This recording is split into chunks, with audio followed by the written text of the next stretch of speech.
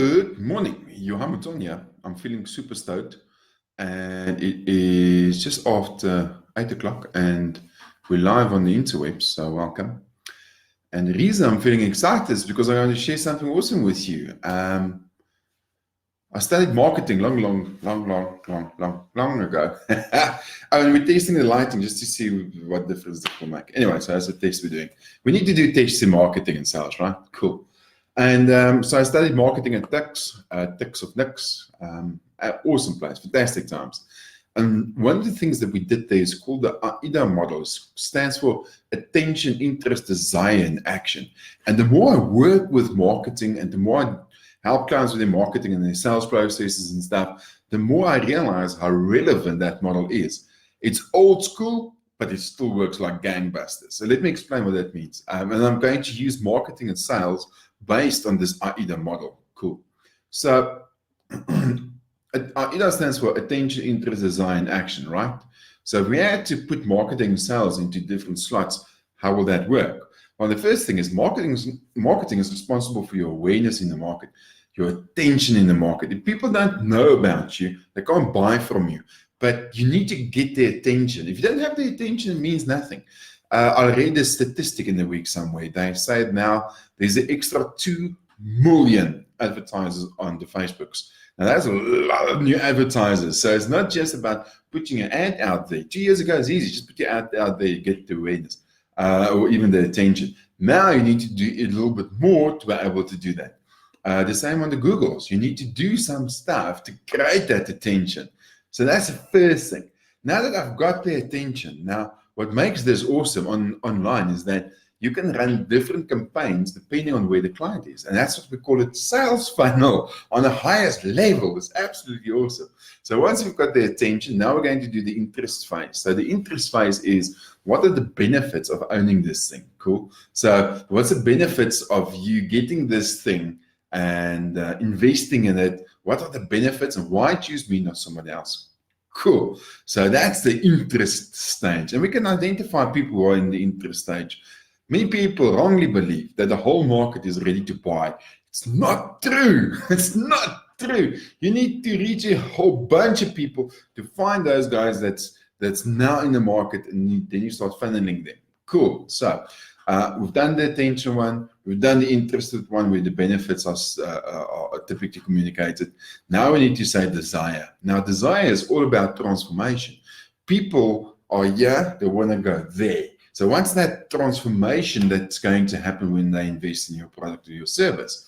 I was looking at a couple of campaigns in this week and examples and stuff. It's absolutely amazing how they take people from where they are into this transition, but where they can be, this A to B, get you. This is the path that you're going to take. Cool, but you need to communicate to somebody that's there. If you try and do that change and they're only in the awareness attention phase, you're going to lose them. The awareness and attention phase is focused on saying, how's it? Yes, check this out. I think you might like it.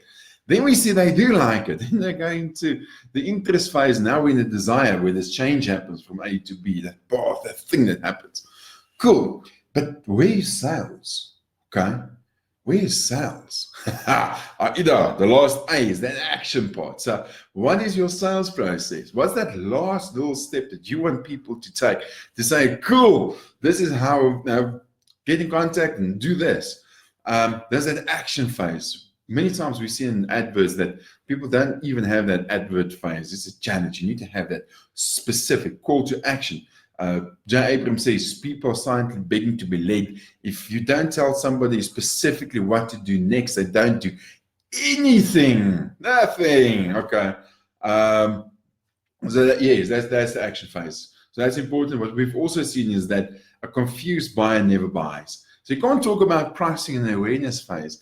You need to have your sales process set up that you talk about pricing right there, right?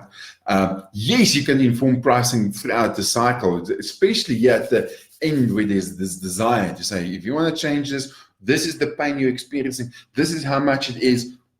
If you're tired of that pain, did you realize this is how much this pain is actually costing you? then yes, that's awesome. That's the place to do it. And then you transition them into your sales process. Now you'll hear that I'm talking about the sales process. And the reason I'm talking about the sales process is because your business has got a specific sales process. It might be talking to somebody on the phone.